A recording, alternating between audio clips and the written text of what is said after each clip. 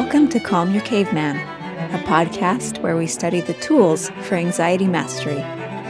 I'm your host, Dr. Adriana Jarvis Twitchell, a specialist in anxiety mastery strategies.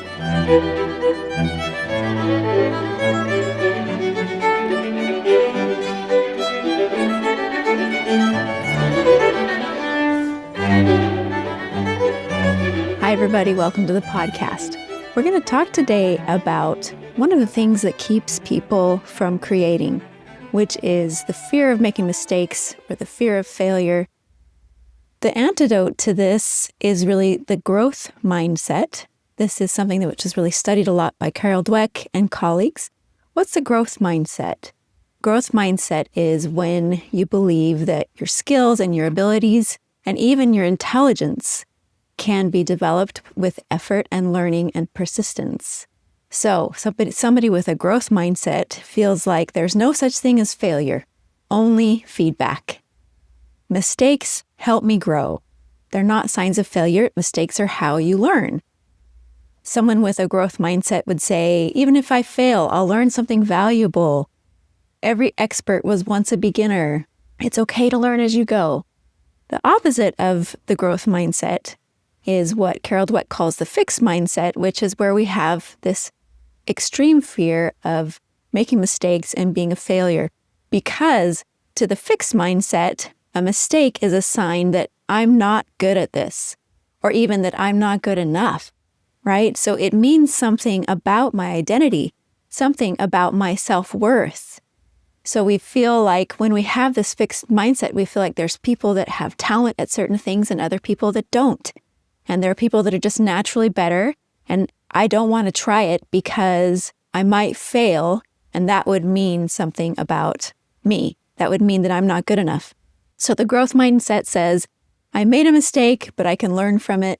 The fixed mindset says, I made a mistake, and that means that I'm a failure. So people with a growth mindset, how does this serve them in the real world? Well, research shows that people with a growth mindset perform better academically. They're more resilient, they're more adaptive, have more coping mechanisms, they're more persistent in the face of challenges, they have better emotion regulation, and they're more focused on learning. Whereas people with a fixed mindset tend to avoid challenges, tend to give up easily. They're focused on their performance, not on their learning, and they tend to have more anxiety and depression. But the good news is, for those of us who tend to default toward this fixed mindset, which I would include myself in that number, the good news is that this mindset can be developed. It can be cultivated through repeated practice. It can actually create durable change in our brains when we will practice having a growth mindset. It can make it get to the point where it's actually automatic, where we're not afraid of mistakes, where we just see them as feedback. It can change our default mental mode if we can practice. So the key is really, how do you practice this growth mindset? If one of the biggest things keeping people from taking risks, from creating, from doing new things, from growing is fear of failure, fear of making mistakes, it probably means that we have a fixed mindset because we think that making mistakes means something about our value. So how can we practice having a growth mindset? How can we go through this journey of training our brains to see things in a new way? So I want to talk to you about 5 different ways that I have practiced a growth mindset. This is an important day today because this episode today marks the first episode of season 2 of my podcast. And that means that I have done an entire year of weekly podcast episodes. I've published 52 episodes. This is number 53. And I'll just start by saying that the project of starting a podcast was something that was completely new to me and which I had a lot of fear about because I really knew almost nothing about it. I didn't know how to record. I didn't know how to edit. I didn't know how to publish. I didn't know how to market. I didn't know how to make a website. You name it. I didn't know how to do it. I'm not a great public speaker. I'm not very good at speaking off the cuff. There's a lot of reasons for me to be really nervous about this endeavor. But as I explained in my introductory episode, I went through a journey myself where I was able to change from being a person who had anxiety as my default state toward a person who really felt in charge of my anxiety. And I wanted to share that with other people. So that motivated me to start trying to create this podcast in order to try and reach out and help people, even though it was something that I had no idea how to do. But there were 5 different ways that I worked on cultivating a growth mindset, which is not natural to me, that I wanted to share with you because they might help you to figure out how to do the same with something that you're motivated to create or to do or to risk in your life. So the first thing that I did to cultivate a growth mindset was that before I began, I already sat down and expected that I was going to make mistakes. And I worked on being okay with that ahead of time. And my mistakes, of course, are registered in the recordings that I have published since the beginning of last August. So they're all there for you to see. But I started the podcast knowing that since I have so little experience with this field and know so little about what I'm doing, it's going to be full of mistakes. We've all heard that saying that pain is weakness leaving the body. I modified that saying for myself to say that mistakes are weaknesses leaving my podcast. And so I consciously tried to see before I started that each mistake was information for my brain. It was information in the same way that falling down over and over helps you to learn how to ride a bike. There's just a certain amount of falling that you have to do before your mind and your body learn to balance and move in the context of bike riding. And so I consciously viewed mistakes that I was going to make as necessary stepping stones toward a better podcast performance in the future, and accepting that it would involve a lot of unfinished and imperfect stages along the way. So that's the first thing I did, to expect mistakes. The second thing I did is related to expecting mistakes, and that was to be okay with half-baked. I tend to be a perfectionist. I don't like to put things out there until I feel that they're perfect. But before I started, I already said to myself, it's going to be okay for this to be imperfect. And so my goal, instead of making perfect podcast episodes, was to have weekly podcast episodes. I was going to get them out every week, and they might be half perfect by the time I had to launch them. There's a quote from The Inner Game of Tennis by Timothy Galloway, which I printed out and had on my wall. And I'm going to read it to you. It says, "When we plant a rose seed in the earth, we notice it is small, but we do not criticize it as rootless and stemless. We treat it as a seed, giving it water and nourishment required as a seed. When it first shoots up out of the earth, we don't condemn it as immature and underdeveloped, nor do we criticize the buds for not being open when they appear. We stand in wonder at the process taking place and give the plant the care it needs at each stage of its development. The rose is a rose from the time it is a seed to the time it dies. Within it, at all times, it contains its whole potential. It seems to be constantly in the process of change. Yet at each state, at each moment, it is perfectly all right as it is." And so I consciously decided to view my best efforts as perfect in the stage that I was in, and constantly reminded myself that I was like that rose, that my potential was unfolding, and that it was okay for it not to be finished already, but to be in process still. So, expect mistakes, be okay with half-baked. The third thing that I did was to shrink my view. It was really difficult for me at the beginning to look out at this future of endless podcast episodes. How in the world was I going to come up with a new topic every week? How was I going to keep up with the pace of recording and editing? For every week, it takes a lot of time. It's a lot of work. I have a lot of other responsibilities. How was I going to do this? It seemed impossible. But I decided instead to just focus on what was next. I'm just going to do what's next, and I'm not going to worry about what comes after that. I decided to trust that I would learn as I went, that things would get easier as I went, that what was hard and time-consuming at first would become easier in the future. And so I just shrunk my view down to what the next step was and just worked on the next episode.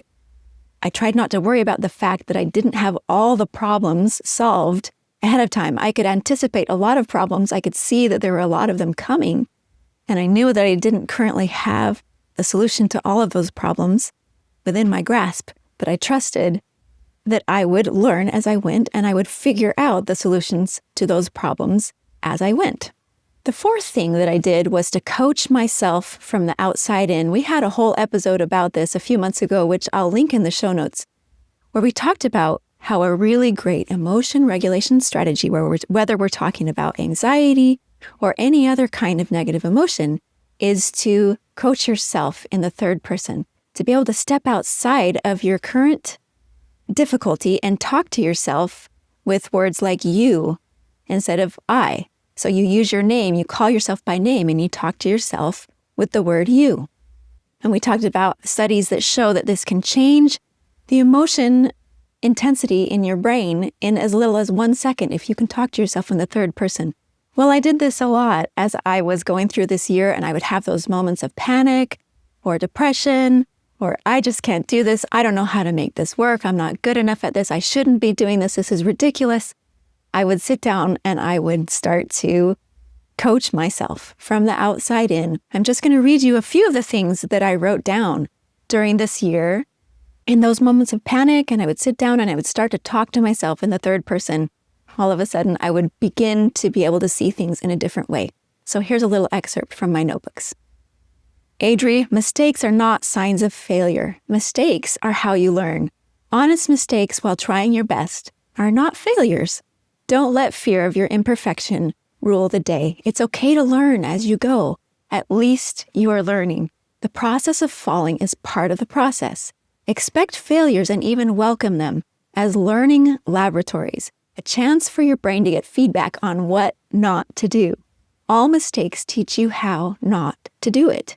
The unknown is hard to navigate, but growth involves the unknown. The known doesn't cause growth or help you learn new things. This is part of the experience and it's hard, but you can't grow without it. Growth involves moving from weakness to strength, and that involves practice and failure. Don't give it a meaning that it doesn't deserve. Failure and mistakes are part of the process. See them as helpful, interesting information. You aren't condemned for not knowing it all. This is a journey, and you'll pick up things that you need as you go. You are on your way, even though it appears that you are not moving. You learn every day, and that gets you closer to something. Allow yourself time to learn. It's okay. So can you see how my third-party coach is able to get that panicked, anxious self that is so worried about making mistakes back into that view of not being worried about performance, but focusing on growth, focusing on learning, and focusing on mistakes as a resource, not as a threat. The fifth thing that I did was to harvest feedback that I got. Of course, I got feedback from family and friends that were listening and were giving me comments on different things that they thought were effective, things that were ineffective, things that I was doing well, things that they felt that I could do better. My old self, my fixed mindset self, would have reacted to this criticism and given it a meaning. It would have seen criticism as meaning that I'm not good enough. But I worked on the growth mindset, seeing criticism as great. Now I know what to do to improve. Of course, every time I received any kind of feedback or criticism, I felt always an initial resistance, always an initial, whoa, hang on, stop. But I started to recognize that our bodies and our brains don't like energy expenditure. And so I started to see that initial resistance that I had just as my body's effort to conserve energy. Anytime somebody asks me or tells me that I need to change something, my brain is going to initially put up a block because it doesn't like to spend energy. So I observed that initial reaction to not wanting to spend energy. And then I decided to take the next step by believing that I could take what was useful from this person's comments and leave the rest. I realized it was okay for me to have a filter in place, that some of what people said was going to be useful and some of it wasn't. Sometimes when people give criticism, it's more about the person giving it than about you. It's more about the way that they're feeling, their personal preferences, but sometimes criticism really can help you to improve. So I put that filter up and tried to distinguish between what might be this particular person's issues versus what might reflect something that could really improve my podcast for people generally. So I got all kinds of comments about my tone, about my delivery, about my content, about it being too technical, about it not including enough stories, about it not being memorable enough. And these different comments, I decided to practice them. I decided to work on making my tone more natural, including more stories, trying to make the outlines more memorable and more easy to follow. And I would work on it, and then I would talk to the person again, and I would say, hey, I've been working on what it is that you commented on. Can you tell me if you feel like I've improved? So I really looked at that feedback as something worth harvesting, something worth mining, that there was some gold in there that might really help me improve. And I have to honestly say that following those people's critiques really did help my episodes improve. I really did see the difference in listenability, in relatability, in being able to connect with my listeners through the different things that people told me as I went along. And as I said, you can go back and listen to those early episodes and hear how I just sounded more nervous, more wooden, how everything was a lot more technical. Well, a lot of that improvement that came through the year came through harvesting the feedback that people gave me and practicing it and seeing it as something useful, another resource for me. So those are the 5 ways that I consciously tried to practice this growth mindset. The first was to expect mistakes ahead of time, to be okay with half-baked. Third was to shrink my view. Fourth was to coach myself from the outside in. And fifth was to harvest the feedback. There's some suggestions for you of how to practice the growth mindset. Some people have it naturally, some of us don't. But isn't it great that science teaches us that we can all cultivate it just by practicing it? So I hope that's helpful. Thanks for joining me on this podcast journey. So now we're going to have our kindness narrative.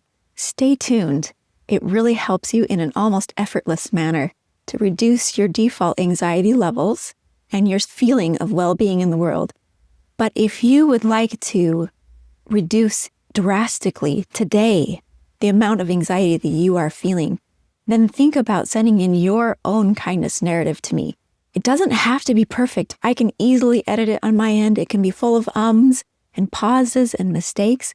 You can just send me an audio and I can fix it up, and then we'll share it with everyone, and it'll give you all these wonderful benefits.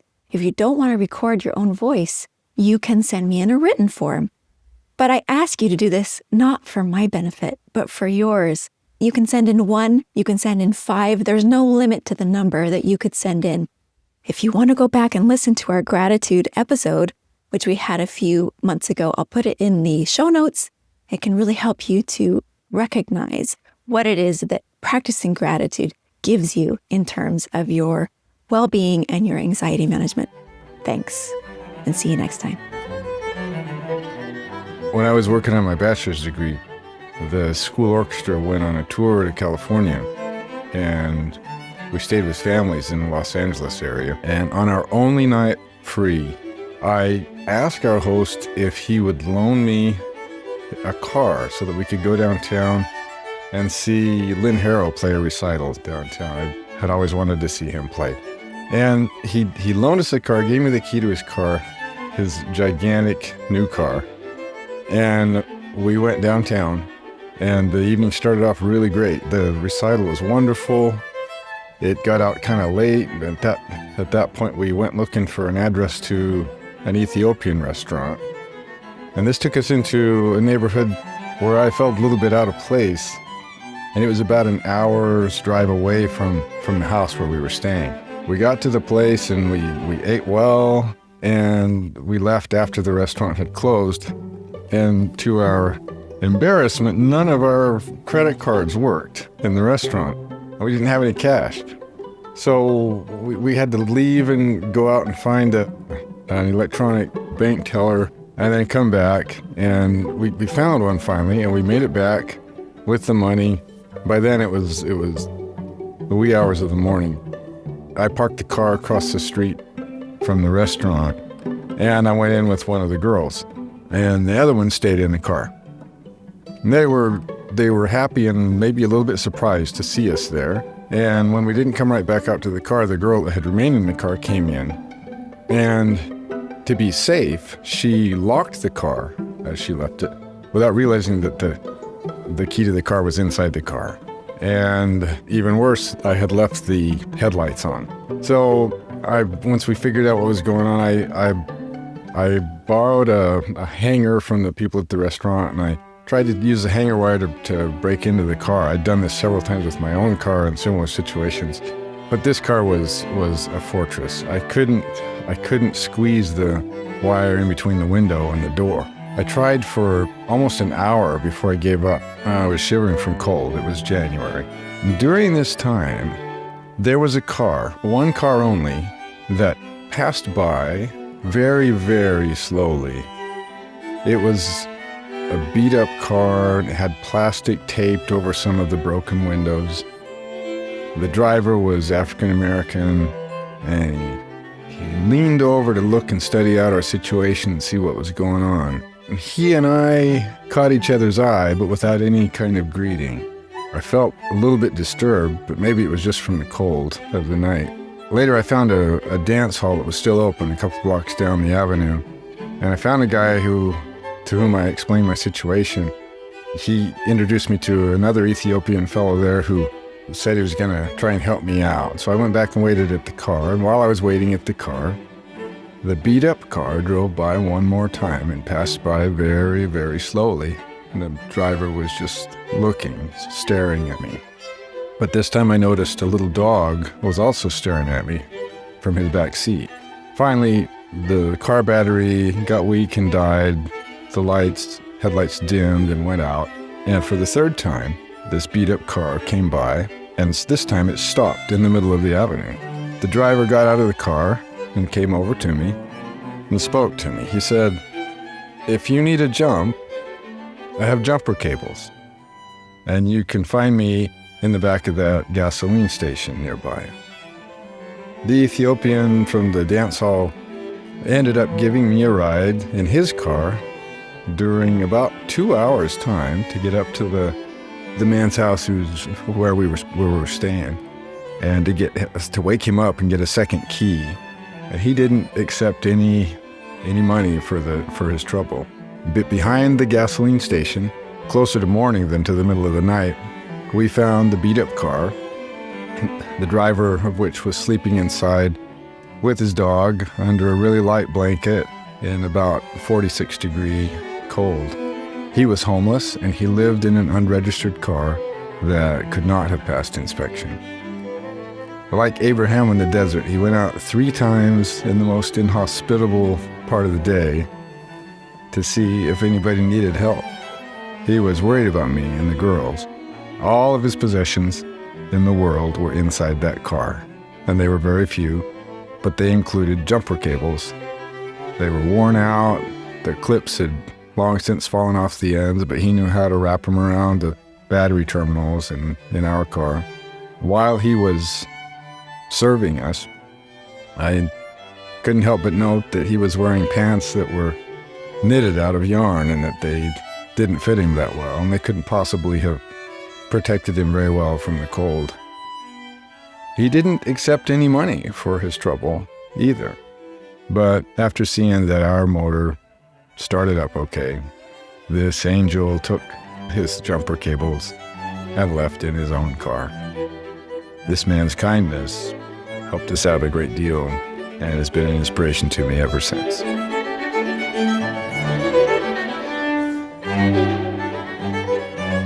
Thanks for joining me today. If you'd like to share your own kindness narrative for a future episode, email your audio recording to calmyourcaveman@gmail.com or send an audio on Instagram @calmyourcaveman. It's optional to use your name. What's important is sharing your story. If you feel like you'd benefit from individual anxiety coaching, I do that too. You can look me up on my website, calmyourcaveman.com. If you'd like to support this podcast, you can do that by subscribing to Calm Your Caveman on YouTube and also on your favorite podcast platform. And if you want to help other people find this podcast, leaving a good review on Apple Podcasts or Spotify really helps. Thanks, and see you next time.